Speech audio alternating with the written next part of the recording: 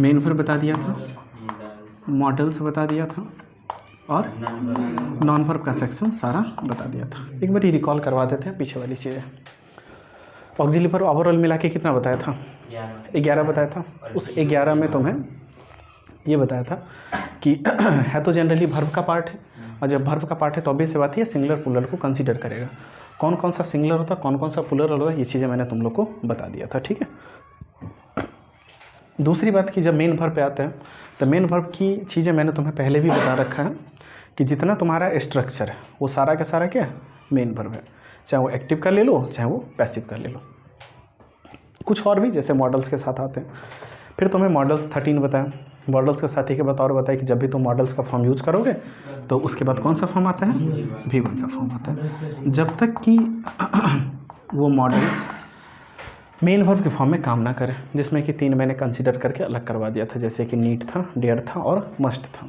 जब ये main verb के रूप में आएगा तो उसके साथ V1 का फॉर्म नहीं आएगा। ठीक है, ये बात है तुम लोगों को। मेन वर्ब के फॉर्म में भी आता है और मॉडल में भी आता है। जब मॉडल आएगा तो उसके बाद वर्ब का V1 फॉर्म आएगा। अगर कोई और वर्ब का फॉर्म है तो उसको चेंज करके V1 में लगा दो, और बाकी अगर मेन वर्ब के फॉर्म में सीधे आ रहा है तो फिर वहाँ पर कोई दिक्कत नहीं है। जैसे मान लो कि एक छोटा सा सेंटेंस है, आई नीड यू। ठीक है, अब बताओ ये यहाँ पे मॉडल है या मेन वर्ब है? यहाँ तो मेन वर्ब है। अगर मॉडल होता तो इसके बाद एक V1 का फॉर्म आता। ठीक है, तो कुल मिला के तुम लोग को ये एडवर्ब का पार्ट मैंने वर्ब का पार्ट मैंने तुम लोग को बता दिया था। अब अगली जो पार्ट्स ऑफ स्पीच की कहानी है वो है एडवर्ब की। ठीक है, सबसे पहले इसको पहचानोगे कैसे, इस बारे में थोड़ा बात कर लेते हैं। ठीक है, फिर उसके बाद आगे के बारे में बात करते हैं। मान लो एक छोटा सा सेंटेंस,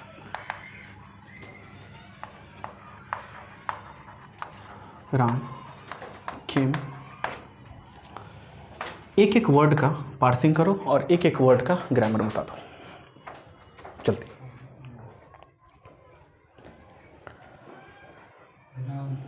राम केम और इन, एक एक वर्ड का पार्सिंग चाहिए, दैट मीन्स कि पार्ट्स ऑफ स्पीच चाहिए और उसका अपना ग्रामर चाहिए, बता दो।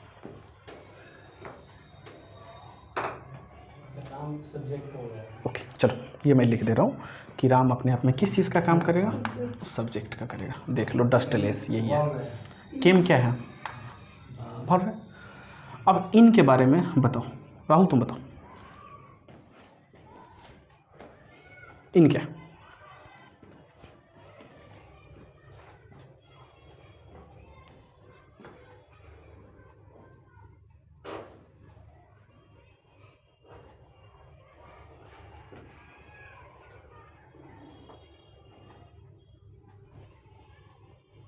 देखने से तो तुम लोग को प्रीपोजिशन लग रहा होगा, इन, एट, विथ, ऑवर, बिफोर, ये सब तुम्हें प्रीपोजिशन दिख रहा होगा, लेकिन ये प्रीपोजिशन है नहीं। पहली बात, ये दिखने से प्रीपोजिशन लग रहा होगा लेकिन ये प्रीपोजिशन है नहीं।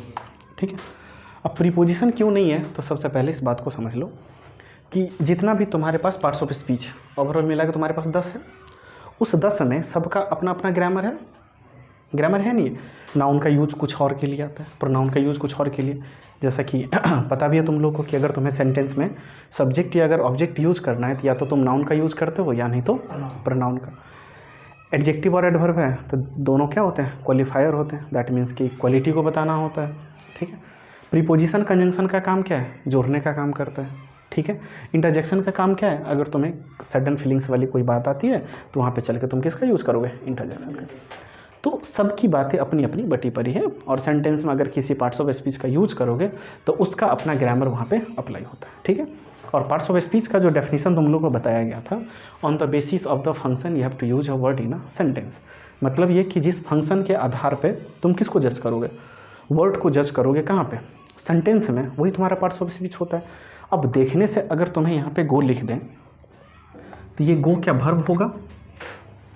वर्ब तो नहीं है। और सीधे तुम ऐसे कोई जज नहीं कर सकता कि अगर गो लिखा हुआ है तो अपने आप में ये वर्ब होगा। फर्स्ट ऑफ ऑल उसको नैतिक जिम्मेदारी बनती है कि पहले तुम उसको क्या करो? सेंटेंस में यूज करो, तब जाके उसका पार्ट्स ऑफ स्पीच क्लियर होगा कि ये अपने आप में है क्या। यहाँ तक बातें समझ आ रही है? अब इसका थोड़ा सा पार्सिंग कर लो। ये तुम्हारा सब्जेक्ट हो गया, तो सब्जेक्ट क्या है, नाउन है।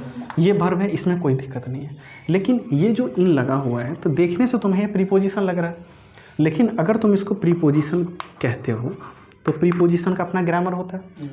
इसका क्या ग्रामर होता है कि इसके बाद या तो नाउन आएगा या प्रोनाउन आएगा या नहीं तो वर्ब का चौथा फॉर्म आएगा, और ये अपने आप में होता क्या, ऑब्जेक्ट होता है इसी प्रीपोजिशन का।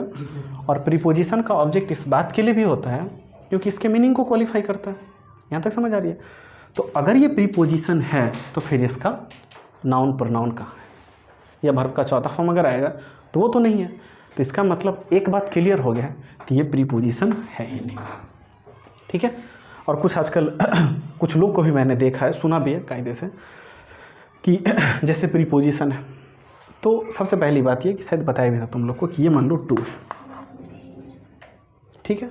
अब टू के साथ ये होता है कि जैसे तुम ये कहते हो कि प्रीपोजिशन के बाद कौन आता है, वर्ब का चौथा फॉर्म आता है। अब यहाँ पे एक मनगढ़ंत थ्योरी क्या बना लेता है लोग, और बच्चों को कायदे से पढ़ा भी देता है और कायदे से रटवा भी देता है कि ये उसके लिए ना ये एक्सेप्शन होता है। मैंने पहले मना करा था तुम लोग को कि एक्सेप्शन नाम की कोई चीज़ होती नहीं है। ठीक है। अब मान लो ये टू है, अब इसके बारे में ये बोला जाता है कि कौन सा ऐसा प्रीपोजिशन है जिसके बाद वर्ब का चौथा फॉर्म नहीं आता है। अब ये तुम्हें नहीं लग रहा कि ये जनरल नॉलेज टाइप ये क्वेश्चन हो गया तुम्हारा कि कौन सा ऐसा ये है कि उसके साथ वो नहीं होता है। ठीक है। सबसे पहली बात कि इसका पार्ट्स ऑफ स्पीच जज करा जाता है ना, कि मान लो इस टू का दो ग्रामर, पहले तो ये अपने आप में ये वर्ड है। अब अगर ये नहीं मानते हो कि प्रीपोजिशन है तो फिर तुम गो को भी हमेशा वर्ब कह लो, तब तो गो तुम्हें कहीं भी दिखे तुम इसको वर्ब कह लो। समझ आ रही बात है? तो इस टू का पहले तो ग्रामर, दो ग्रामर होता है। एक सबसे पहले ये प्रीपोजिशन और दूसरा ये टू प्लस V1। अब मान लो कि जहाँ पे वर्ब का पहला फॉर्म आएगा टू के साथ, यहाँ पे ये प्रीपोजिशन का काम करेगा, और जब ये प्रीपोजिशन का काम नहीं करेगा तब तुम ये कैसे कह सकते हो कि इसके बाद वर्ब का चौथा फॉर्म नहीं आता है? बात समझ आ रही है?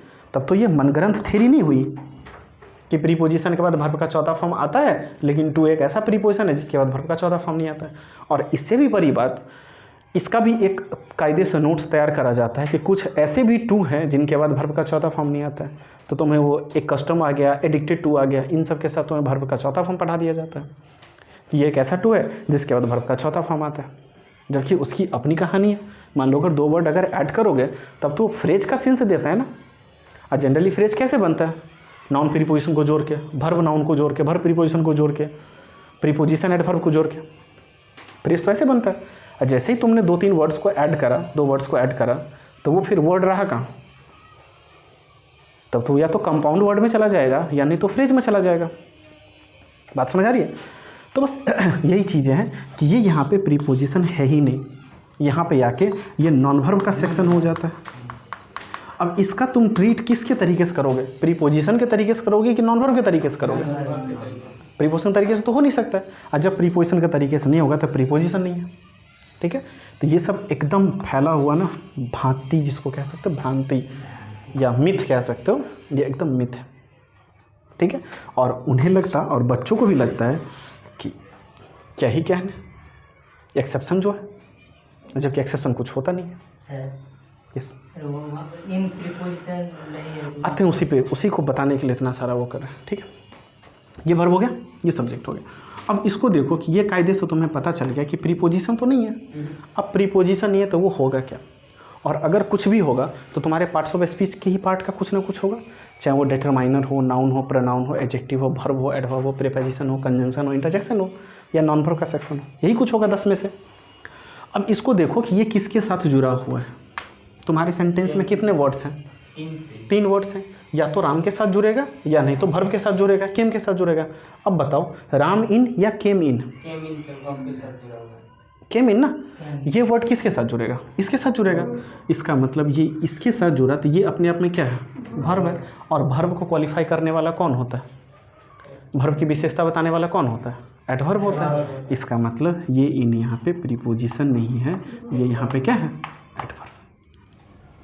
और एक वर्ब एडवर्ब का तुम लोग टाइप्स भी पढ़ते हो, प्रेपोजिशनल एडवर्ब। ठीक है, ये वही prepositional adverb.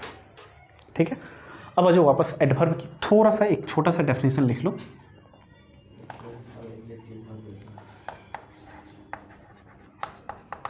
It qualify adjective, adverb and verb. ठीक है, ये किस किस की विशेषता को बताती है? एडजेक्टिव की, वर्ब की और इटसेल्फ मतलब एडवर्ब की अपनी विशेषता ये खुद भी बताती है। अब दिक्कत यहाँ पे एक बात और है कि एडवर्ब के बारे में तुम लोग पहले भी सुन रखा होगा, इससे पहले भी, कि एडवर्ब जो है ना वो सबकी विशेषता को बताती है। मतलब ये कि नाउन या प्रोनाउन की विशेषता को भी बताती है। बात समझ आई? ये एडजेक्टिव की बताती है, वर्ब की बताती है, एडवर्ब की बताती है, लेकिन इसके साथ साथ ये नाउन और प्रोनाउन की भी विशेषता को भी बताती है। ठीक है, अब उस तरीके से थोड़ा सा आगे चल के देख लो कि इसकी और भी कहानी क्या क्या। एडजेक्टिव जब तुम लोग को बता रहा था तो एडजेक्टिव में तुम लोग को 2-3 बातें एक्स्ट्रा बताया था, याद है? कि एडजेक्टिव सिर्फ क्वालिटी ही नहीं बताता है, ये कंडीशन को भी कंफर्म करता है, रिएक्शन को भी कंफर्म करता है। उसी तरीके से एडवर्ब 4 चीज़ को कंफर्म करता है।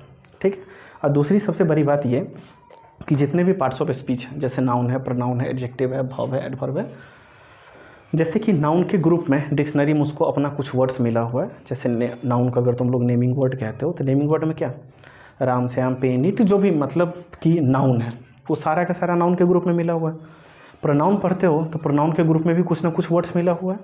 आई हो, वी हो, यू हो, ही हो, सी हो, इट हो, दे हो, इन सब का सारा फॉर्म, बाकी और भी जो प्रोनाउन का पार्ट है सारा का सारा। उसी तरीके से एडजेक्टिव को भी कुछ ना कुछ वर्ड्स मिला हुआ है उसके डिक्शनरी में। वर्ब को भी मिला हुआ है, प्ले पढ़ते हो, इट पढ़ते हो, गो पढ़ते हो, डिमांड पढ़ते हो, सारे के सारे क्या है, वर्ब है। सजेस्ट पढ़ते हो, पुट पढ़ते हो, ब्रॉडकास्ट पढ़ते हो, सारे के सारे वर्ब है। उसी तरीके से नॉन वर्ब के सेक्शन में भी कुछ ना कुछ वर्ड्स, 2+V1 हो गया, वर्ब का चौथा फॉर्म हो गया, वर्ब का तीसरा फॉर्म हो गया, हैविंग प्लस V3 हो गया, टू हैव प्लस V3 हो गया। उसी तरीके से एडवर्ब के ग्रुप में भी कुछ ना कुछ वर्ड्स होगा।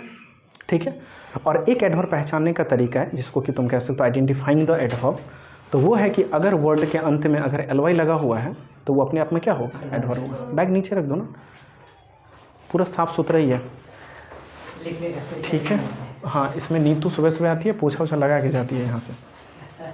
ठीक है, तो कुल मिला के क्या हो गया नीतू, ये बात तो पब्लिकली हो जाएगी। अब क्या करोगे? मैं भूल गया था एक्चुअली। ठीक है, तो उसी तरीके से एडवर्ब के ग्रुप में भी कुछ ना कुछ वर्ड्स मिला होगा। जैसे एडजेक्टिव 3 तरह का होता है, आगे चल के बताता हूँ इसको भी। उसी तरीके से एडवर्ब 4 तरह का होता है। ठीक है, पहला देखो, पहला हो जाता है एडवर्ब ऑफ टाइम। ठीक है, दूसरा हो जाता है एडवर्ब ऑफ प्लेस। आता है तुम लोगों के पहले से? मेरा कॉपी कैसे? अच्छा, मुझे लगा कि मेरे कॉपी में तो कहीं लिखा हुआ नहीं है। Adverb of manner. ठीक है, और चौथा पार्ट होता है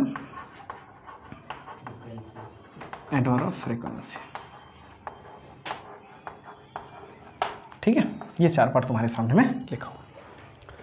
अब एडवर्ब ऑफ टाइम है, एडवर्ब ऑफ प्लेस है, एडवर्ब ऑफ मैनर है और एडवर्ब ऑफ फ्रीक्वेंसी है। एडवर्ब ऑफ टाइम का मतलब होता है कि जो टाइम को कंफर्म करता है। ये इसके पार्ट हो गए, टाइप्स। जैसे एडजेक्टिव में बताया था ना 3 पार्ट्स, क्या क्या बताया था बताओ? कंडीशन और एक तो क्वालिटी तो था ही। ठीक है, उसी तरीके से एडवर्ब किसको कंफर्म करता है? 4 चीज़ को कंफर्म करता है। कौन कौन सा हो गया?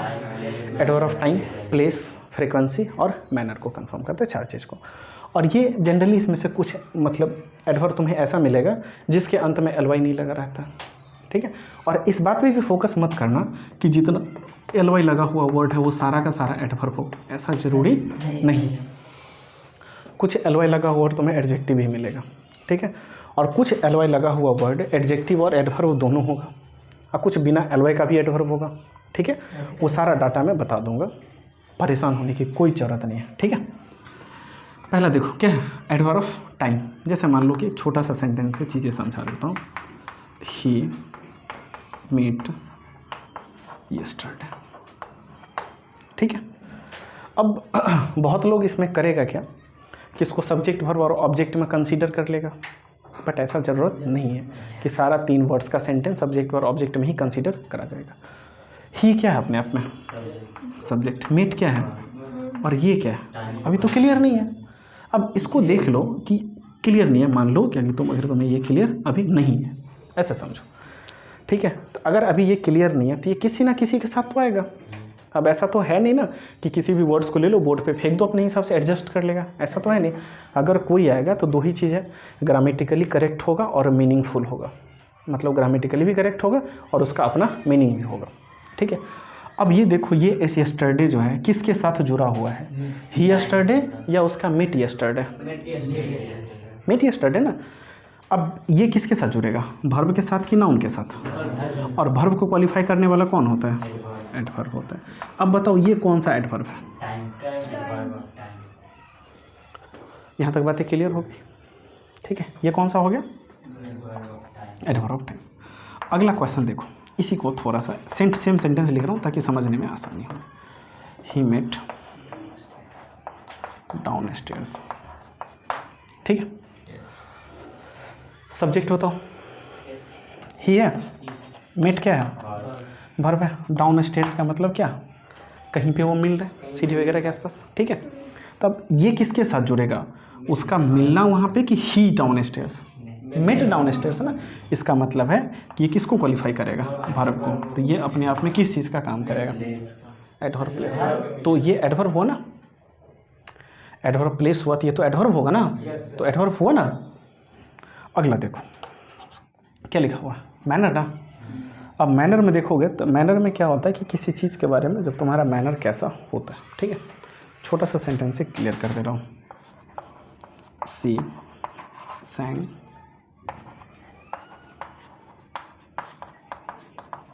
ब्यूटीफुल या ब्यूटीफुली, दोनों वर्ड लिखा हुआ है, सी sang ब्यूटीफुल या ब्यूटीफुली, ठीक है। और एक सेम सेंटेंस यहाँ पे भी लिख देता हूँ, थोड़ा सा वर्ब को हटा के, सी इज ब्यूटीफुल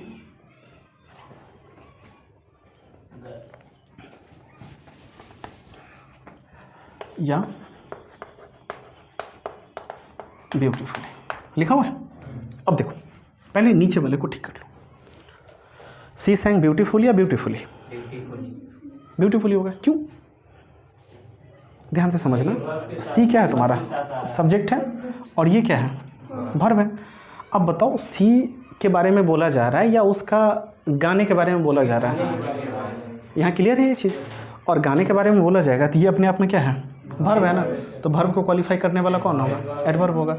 और एक बात तुम लोग को पता भी है पहले से कि अगर तुम एडजेक्टिव में ly लगाओगे तो ये क्या बनेगा, एडवर्ब बनेगा। और अगर एडवर्ब में से ly हटाओगे तो ये अपने आप में क्या बनेगा, ये बातें क्लियर है। तो यहाँ पे ये वर्ब को क्वालिफाई करेगा, इसका मतलब है कि ब्यूटीफुल कट जाएगा, और ब्यूटीफुल कटेगा तो होगा क्या, ब्यूटीफुली। ऊपर वाले सेंटेंस में देख लो, ये क्लियर है। यहाँ पे किसको क्वालिफाई कर रहा है, सी के बारे में बोला जा रहा है, इसके बारे में बोला जा रहा है, सी के बारे में बोला जा रहा है। और तुम्हें पहले से पता है कि अगर बेसिक्स नेचर में कि अगर नाउन या प्रोनाउन को क्वालिफाई करेगा तो वो कौन होगा, एडजेक्टिव, और अगर वर्ब को क्वालिफाई करेगा तो वो क्या हो जाएगा, एडवर्ब हो जाएगा। तो यहाँ पे सी के बारे में बोला जा रहा है कि सी ब्यूटीफुल है, इसका मतलब है कि ब्यूटीफुली क्या हो जाएगा, कट जाएगा, ब्यूटीफुल यहाँ पे हो जाएगा, सब्जेक्ट हो गया, वर्ब हो गया और एडजेक्टिव। ठीक है यहाँ तक। अब वापस आ जाओ फ्रीक्वेंसी पे, ठीक है। ये बेसिक्स है, अभी एडवर्ब ठीक ठाक चलेगा। फ्रीक्वेंसी का मतलब होता है कितनी बार, ठीक है। कितनी बार इन द सेंस ये कि तुम किसी काम को कितनी बारी करते हो, ठीक है। जैसे इसमें दो चार वर्ड्स, जैसे अभी पहले भी बताया था कि एडजेक्टिव ग्रुप में अगर डिक्शनरी में उसको वर्ड्स मिला हुआ है तो एडवर्ब को भी मिला हुआ होगा, ठीक है। अब एक छोटा सा सेंटेंस लिख रहा हूँ, पहले इसको देख लो कि सही है या गलत है। राहुल तुम बताना,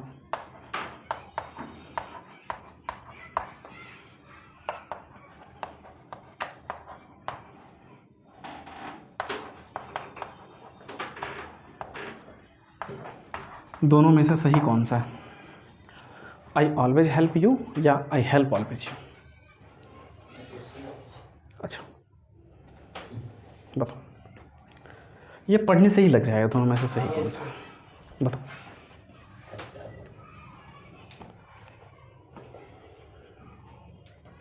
I always help.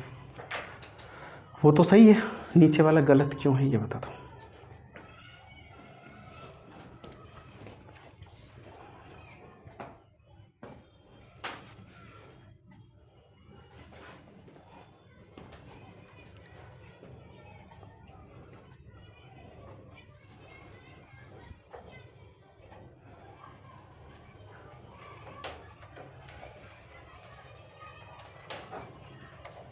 नहीं पता चल रहा? देखो ये एडवर्ब ऑफ फ्रीक्वेंसी है, ठीक है। और इस एडवर्ब को जनरली क्या कह सकते हो, हमेशा कह सकते हो कि वर्ब के पहले रखा जाता है, ठीक है। ये स्ट्रक्चर होता है, ठीक है। तो एक बात तो क्लियर हो गया ना कि ये वाला सेंटेंस क्या हो जाएगा, गलत होगा, और ये क्या होगा, सही, ठीक है। अब इसी में तुम्हें एक सेंटेंस और बोल रहा हूँ, आई नेवर हेल्प यू या I help never you. I never help you, पहले तुम्हें सब्जेक्ट रखनी है, फिर तुम्हें एडवर्ब ऑफ फ्रीक्वेंसी रखनी है, फिर जाके तुम्हें वर्ब रखनी है, तब जाके तुम्हारा मन करे ऑब्जेक्ट रखने का ऑब्जेक्ट रखो, या और अगर किसी चीज़ को रखने का मन करे वो तुम रख सकते हो, ठीक है। तो बाकी ये सारा ठीक है अपने जगह पे तीनों। अब उसके बाद जो बचा हुआ है, ठीक है, ये जो एडवर्ब ऑफ फ्रीक्वेंसी है, तो इस एडवर्ब का थोड़ा सा एक स्ट्रक्चर कहीं लिख दे रहा हूँ साइड में कि सब्जेक्ट प्लस, ठीक है, और सिर्फ एडवर्ब ऑफ फ्रीक्वेंसी। बाकी सबका भी अपना वो है, इसका भी अपना प्लेस है कि अगर तीनों वर्ब एक साथ रखोगे या चारों रखोगे तो कहाँ रखोगे, ठीक है। पहले को तो मान लो कि अगर फ्रीक्वेंसी है तो इसको एडवर्ब के पहले रखनी है। अब बाकी अगर तुम रख रहे हो, ठीक है, मैनर्स को रख रहे हो, उसके बाद प्लेस को रख रहे हो, टाइम को रख रहे हो, तो उसका भी अपना एक अरेंजमेंट होता है, ठीक है। क्या हो जाएगा, subject plus adverb of frequency plus क्या, वर्ब, और प्लस में मान लो कि अगर तुम्हें ऑब्जेक्ट या अदर वर्ड्स आजकल फेमस चल रहे हैं, ठीक है, तो अगर वो रखने का मन करे तो रख सकते हो। हाँ, जो एडवर्ब ऑफ फ्रीक्वेंसी है बस वही कहाँ आएगा, वर्ब से पहले आएगा। बाकी जो तीन पार्ट है, टाइम हो गया, प्लेस हो गया, मैनर हो गया, ये हमेशा वर्ब के बाद जाएगा। बात समझ आ गई यहाँ तक बातें पहुँच गई। चलो ठीक है, अब तुम लोग इसको थोड़ा सा लिखने का काम करो, बाकी अभी एडवर्ब और कंटिन्यू करेंगे, ठीक है। कौन सा? मैंने बोला क्या कि यहाँ देखो कि ब्यूटीफुल अपने आप में क्या है, एडजेक्टिव है, और ये अपने आप में क्या है, एडवर्ब, ठीक है। एडजेक्टिव तभी आएगा जब ये नाउन या प्रोनाउन की क्वालिटी को बताएगा, एडवर्ब तब आएगा जब ये वर्ब एडजेक्टिव एडवर्ब की विशेषता को बताएगा। अब यहाँ पे बताओ कि ब्यूटीफुल आएगा कि ब्यूटीफुली आएगा, ये किसके बारे में बता रहा है, सैंग के बारे में या सी के बारे में? सैंग के बारे में। सैंग अपने आप में क्या है, वर्ब है या नाउन है, वर्ब है, तो वर्ब को क्वालिफाई कौन करेगा, एडजेक्टिव या एडवर्ब? एडवर्ब करेगा। यहाँ आ जाओ, ये भी अपने आप में क्या है, एडजेक्टिव है, और ये भी अपने आप में क्या है, एडवर्ब। या तो एडजेक्टिव आएगा या एडवर्ब आएगा, एडवर्ब आएगा तो एडजेक्टिव वर्ब एडवर्ब की विशेषता को बताएगा, और अगर एडजेक्टिव आएगा तो नाउन या प्रोनाउन की विशेषता को बताएगा। अब यहाँ पे बताओ ब्यूटीफुल या ब्यूटीफुली किसके बारे में बोला गया, सी के बारे में या इसके बारे में? सी को इंडिकेट कर रहा है, ठीक है।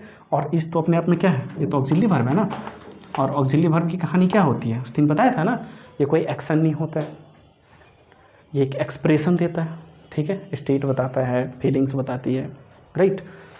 तो कुल मिला के बातें क्या हो गई, ये सी के बारे में बोला जा रहा है, और सी अपने आप में सब्जेक्ट है, और सब्जेक्ट के साथ साथ क्या है, प्रोनाउन है। प्रोनाउन की विशेषता को कौन बताती है, समझ में आ गई, बड़ा जल्दी समझ में आ गया आपको, ठीक है। अब आप लोग